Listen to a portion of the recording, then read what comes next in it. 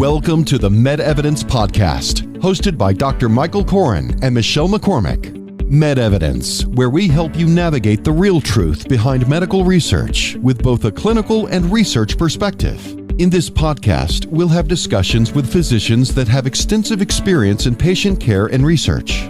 How do you know that something works? In medicine, we conduct clinical trials to see if things work. Now, let's get the truth behind the data. It's my pleasure this morning to be with Adrienne Rhoda, who's a nurse practitioner, works in a neuro ICU, and does a lot of work with us in the research realm. And we're excited to have you today. We've had a fabulous conversation to date. And in our last segment, we got into this concept of outreach and how to be most effective. And you left everybody with the cliffhanger of JCCR, yes, which stands for Jacksonville Center for Clinical Research. And thank you for that. That was a plug. That's the organization that I run day to day. And the other part of it is that it's been a very creative organization, and our latest effort to do outreach is something called the Ambassador Program. And you're one of our ambassadors. I am. Which is pretty cool. And so we want to tell people a little bit more about what that means. And I'll just start by saying, in a general sense, the concept of an ambassador is to take people in the healthcare world who have exposures to different part of that world and then communicate with colleagues and potential patients and others about what you do and what the value proposition is for different people, either providers or patients. Correct. So tell us a little bit about that, about your experience, and let's dig in.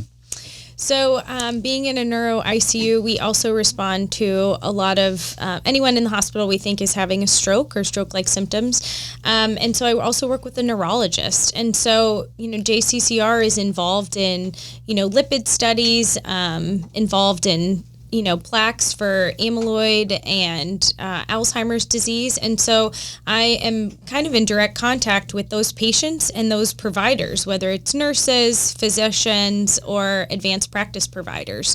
So it's a good way for me to kind of plug in research. Yeah, so basically you would be a paid lecturer to talk about what you know about research, talk about why patients might be interested in it. In fact, if you are speaking to patients as part of this, you might dig into their situations a little bit and actually figure out why this type of program would be better for them or that type of program would be better for them. Right. Yeah, it could be as simple as somebody, darn, it's been a rough year. I wish I had another $500 in my pocket for Christmas to buy some presents. And you can say, hey, you can do a vaccine study and we can take care of that for you and also help society at the same time. Exactly. So that would be an example. Or, the example would be, hey, I forgot my keys. I must be getting Alzheimer's. And you can say, well, I don't know if you're joking, but I actually work in an organization where we actually look at that. Right. Are you interested in jumping in? Right. And so these are all possible openings and the value proposition of the patients. But let's talk a little bit about from the standpoint of the healthcare provider. So what would you tell other nurse practitioners or nurses or even physicians why there's a value to getting involved in research? Being involved over the last 3 months in JCCR, a lot of the medications that they've studied, we're giving our patients and it's helping them. We're seeing less strokes, keeping stents patent that are in the carotids because of the medication. So I'm seeing a direct correlation with the job that I'm doing now, and it correlates with my hospital job. I'm seeing the direct effects of the research that we're doing and how it helps patients. And, the more research we do, the more it can help society and our patients, better quality of life or, lessening of a disease process. So I think it's very important to be involved in any way you can, whether it's an ambassador or directly working at the office. Yeah, so it's interesting you say that.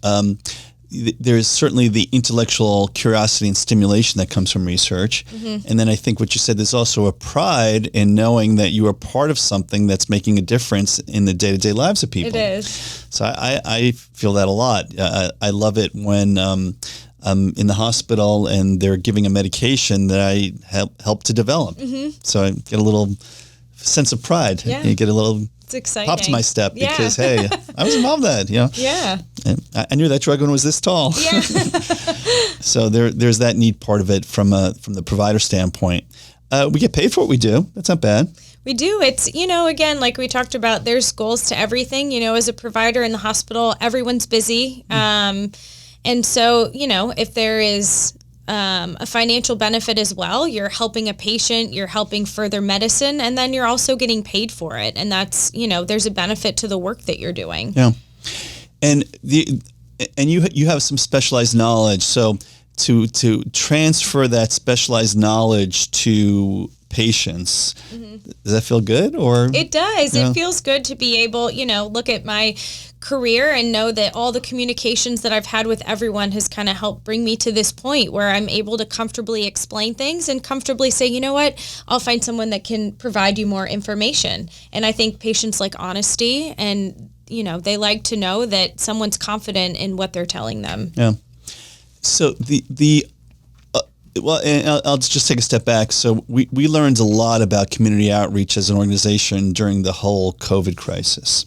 So we were very fortunate to be involved in the vaccine development work for Novavax, Moderna, and Pfizer. And we put here in Northeast Florida, probably put in around 1,400 patients in COVID-19 vaccine studies. And obviously that was both an area that a lot of people rushed towards and an area that a lot of people felt skeptical about. Right. So we had to learn how to communicate to both groups. And for the people that wanted to be part of studies, we sometimes had to say, there's certain rules about getting into the study, and you have active cancer, and as much as we don't want to put you in, that you're not the right patient for the study. Right. And then other people, like for example, evangelicals or African Americans that were more skeptical, we wanted to reach out to them to make sure that our studies represented the entire population. Right. So we learned a lot. And one of the concepts about the ambassador program is to take healthcare providers with different backgrounds and reach out to people that may be more skeptical about research and being able to identify with those people and help them understand what that value proposition would be to them. Right. So maybe you can speak of that as, a female nurse practitioner from a rural area. I definitely see a lot of people that are maybe heavily religious, and they think that, the medicine isn't real, but what we do is evidence-based practice. It's research-based.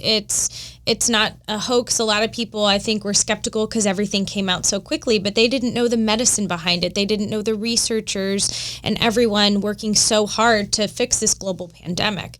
And I think that knowing your audience and educating that audience and hitting the topics that they're most concerned about is, how we can bring them back in and say, this is safe and this is something that can help you.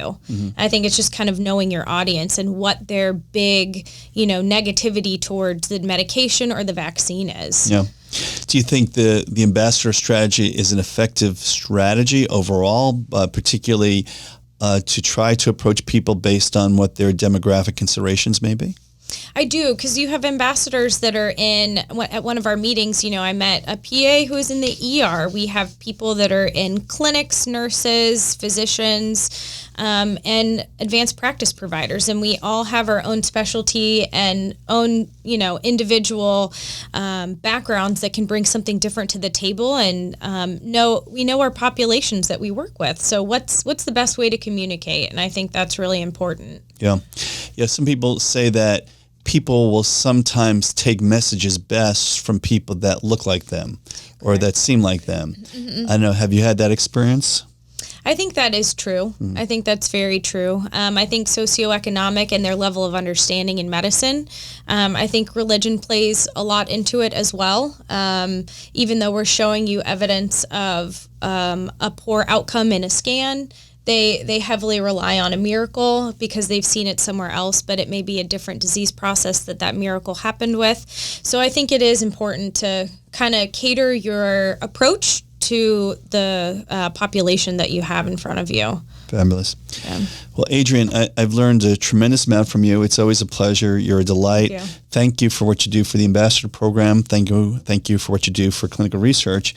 And we're going to have many, many years of discovering things together and discovering the truth for our patients. Excited. Thank you. and thank you for your attention. Thanks for watching the MedEvidence podcast. To watch the rest of this series, head over to medevidence.info or subscribe to our podcast on your favorite podcast platform.